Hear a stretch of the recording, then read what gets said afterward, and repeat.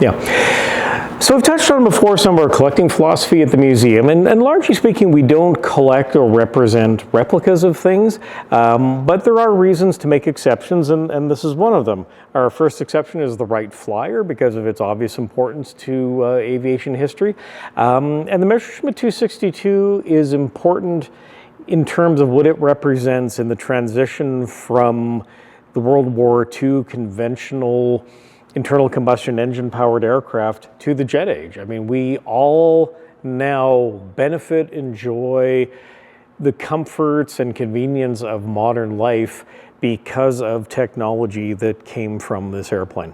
The Allies were, of course, developing their own jet aircraft in parallel to German development, but they were pursuing a very different engine design. The Whittle jet is basically the inverse concept of this. You have compression chambers feeding into the combustion chamber. It was a really heavy, limited engine that could never really, it had no potential to develop or evolve, and it was rapidly abandoned by the Allies after they captured Messerschmitt 262s and evaluated the axial flow UMO 004 engines that powered this airplane. Right.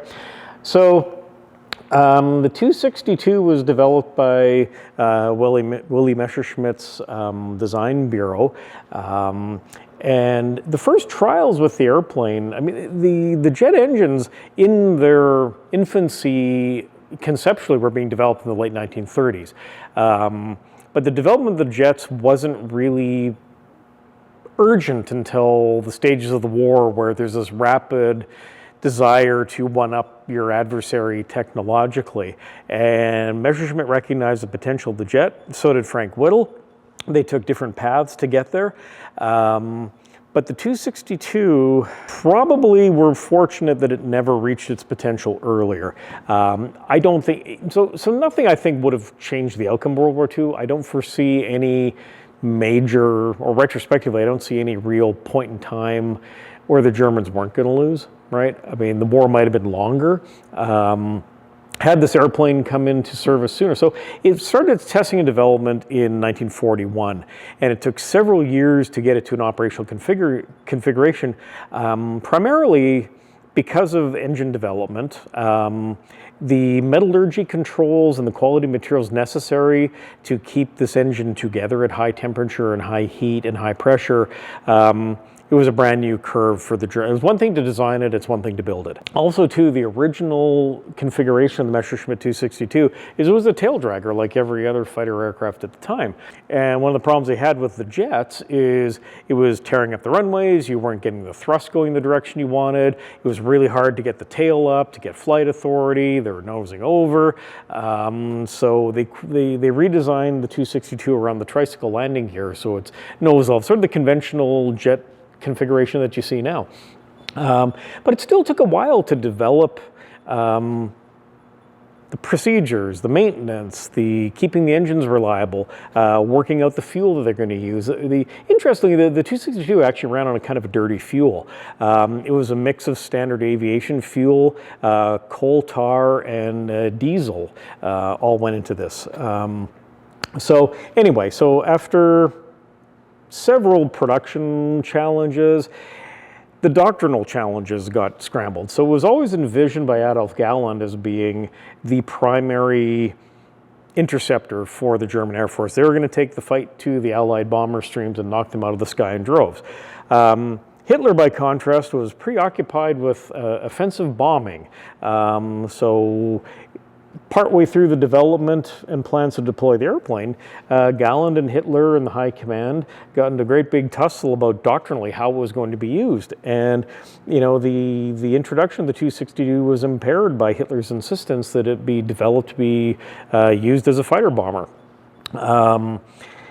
So what happened? The 262's introduction to service was in July 1944. Really far too late to put the cat back in the bag. The Allies had landed on the continent. The Allied Air Forces basically dominated the skies over Western Europe. But when the 262s were introduced, they had a profound psychological effect on the Allied pilots that encountered them. it had a potential top speed of around 530 miles an hour, which was, really 150 odd miles an hour faster than the best Allied aircraft at the time in a sprint. Once it was at altitude, it was a terrific airplane. The pilots who flew it were selected as expert pilots. It was a very tricky airplane to master, and novice pilots did poorly with it. So, the Luftwaffe had a doctrine of dragging in well-seasoned combat veterans to convert to flying the 262s. And they certainly took the war to the Allies, and they scored successes, but it was too little too late. There were about 1,833 of these built. Only one wing of these ever went operational. Very quickly, the Allies worked out the vulnerabilities of the 262. Once it was altitude and at speed, it was impossible to tangle with. It was very vulnerable to hit and run attacks, but where it was at its weakest was at takeoff and landing. And this was a function of the characteristics of the UMO engines in here. They took a very, very, very long time to spool up to speed and thrust, right? There wasn't an instantaneous throttle response. You put the throttle forward, the airplane thought about it, it sucked in some fuel, it worked up to a happy point, and then it created a lot of thrust, but it had to be sustained. If you played with throttle settings, you lost that performance very rapidly. It had a very high wing load, which means it had a very high landing and takeoff speed, which if you're a pilot, is not always the easiest thing to master. So the Allies worked out pretty quickly that the easiest way to take out 262s was to hang around the airfields that they were deployed off of and intercept them when they were taking off or landing. This was so effective that the Luftwaffe flak forces ended up creating basically a flak curtain and a flak alley on the takeoff and landing approaches to the German airfields that were just festooned with low-level flak emplacements, 20 millimeter, 30 millimeter, 40 millimeter type of flak. And they would be on alert when the 262s were coming back, and they would be very vigilant about keeping an eye peeled for Mustangs, mosquitoes, and the like that were coming in to try and pick off the 262s. And they did cause a lot of casualties among Allied pilots being shot down by flak trying to intercept 262s, but ultimately the Allies were effective at suppressing the Messerschmitt 262. Once these were captured and evaluated by the Western Allies, a lot of the lessons that the Germans had learned in its design and development, we were able to leapfrog and sort of abandon designs like the Air Comet that were in service in 1945, and really double down and springboard into the next generation of jet fighters. Interestingly, at the same time, the Russians were doing the same with Focke-Wulf captured jets. Same principles, but different evolutionary paths. So largely speaking, we're characterizing this aircraft as a replica with a flavor of originality thrown in for good measure. A good example here is on the wings. This material here is new manufacture, but these are wartime Messerschmitt 262 wing skins, and you can see them sprinkled around different parts and components here. You can't see it well from out here, but internally there are several spar sections that have been incorporated into the wing spars. And the story we were told about them is that they had been recovered in the late 80s or early 90s from a farm in Bavaria. There were about 5 or 10 sets of these wing spars that had been salvaged out of some of the production facilities in the mountain caves, and they were being used. These particular ones were holding up the roof on a pig barn on an airfield, and most of the farm tractors and the hay wagons had aircraft tires and wheels on them that had been salvaged from airfields and factories and parts depots around the area. Sorry. The canopy frame here is original. The front windscreen is not. The armored windscreen is. Parts of the instrument panel, the gun sight rail is original. We have an original seat. We have a set of rocket-assisted takeoff engines that the 262s use that we're going to display with the airplane, but not on the airplane. The entire landing gear assembly we have is original with original tires. And that's largely it. So does that make it a restoration or does it make it a replica? We're going to come down on the side of replica with some original flavor. So on the pallet here, you can see the landing gear for the airplane, which is all original. The main landing gear, nose landing gear, main tires, wheels, and nose wheel tire. An interesting thing about a lot of the Warbird parts that you end up coming into contact with is they survive for two reasons. One, they're really, really useful, or they're really, really useless and hard to get rid of. So we're fortunate from the standpoint that a lot of these parts for the 262 were useful to farmers, and they're now useful to museums. All right, so at this point I'm going to talk to you a little bit about our pilot, Theo Weissenberger. He's an interesting, fascinating character, and an interesting aspect of him is he's not famous like all the other major German aces are. He finished the war with 208 victories. Normally, that would have put him in the pantheon of the worshipped German fighter aces, as people like to worship German fighter aces. But honestly, I hadn't really heard of him until we got parts of his airplane, and we started research like, holy cow, So Theo's story is interesting. He was a little older. He joined the Luftwaffe in 1936. He trained as a sergeant pilot, just spent a lot of time doing general duties.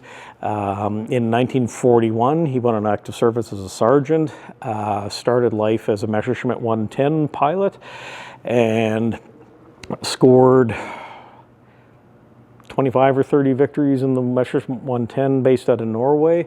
Then transferred over to JG5. He remained relatively low ranking. He was promoted to lieutenant in the summer of 1942, not long before this aircraft was shot down, or crashed rather, it wasn't shot down before he crashed it. But he spent the lion's share of his war on the Russian front, on the northern front, and steadily racked up kills. He had almost a dozen instances where he shot down more than 5 aircraft in a day. He was a very well-regarded leader amongst his men, but politically he was not aligned with the Nazis, and the Luftwaffe was a very Nazi-aligned organization, so that held him back and kept him in the far corners.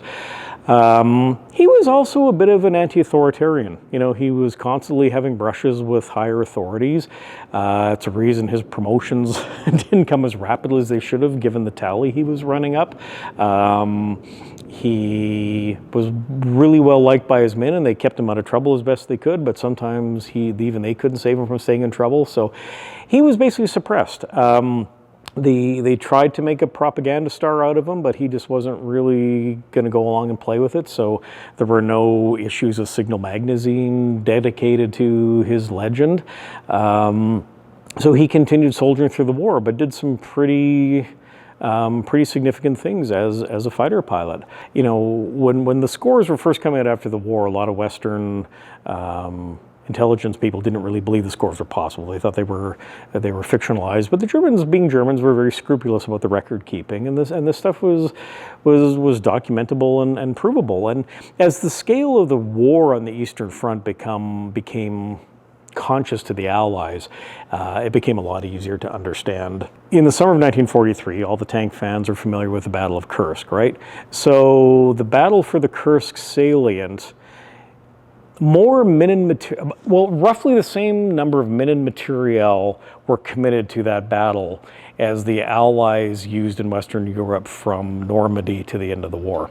Right, so this is the scope and scale of Russia, right? At any given time on the Russian front, there were roughly 2 million men opposing each other, right? On a front that runs basically the length of north-south of North America, like from the border of Montana to San Antonio is the length of that front. So it was an enormous scale, and it took a while for people to get their heads around it. So Theo, anyway, so he rapidly goes from brush fire to brush fire. His Staffel from JG5 was detached from Finland and sent to the Normandy front right about the time of the invasion. So he got into France with the unit. They were stationed at Montdidier near Amiens, flying 109s. And in a space of about 3.5 weeks, he racked up a score of 25 aircraft over the invasion beaches. He was basically a scourge to the P-47s. He was shooting down multiple a day. After his 200th victory, he was sent back to rest and retrain. In the wake of the German fighter pilots' revolt by Adolf Galland in January 1945, a lot of senior commanders and leaders were replaced, and the consequence of that is Weissenberger became the commander of JG-7, which was the first operational Messerschmitt 262 unit of the war.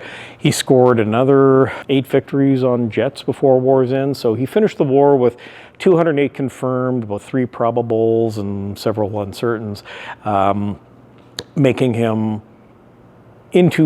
puts him in the class of elite fighter races that you've never heard of. Now, also probably what held back his legend is he was killed in a race car in the Nürburgring in 1950 at the age of 35.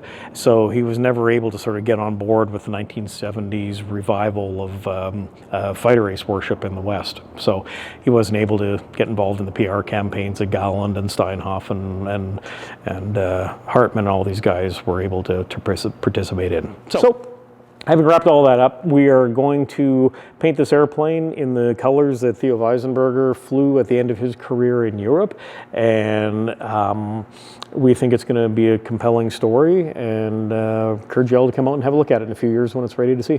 Thank you guys so much for watching. Be sure to tune in for our next video in our summer of aviation out here at Pima Air and Space. The information for the museum, the list for all the aircraft that they have, and their social media are all linked down below. And if you have a suggestion for which of the pieces in their collection that you'd like to see some more on, there are a ton. If you want to see something featured, let me know down in the comments, and I'll see you next time.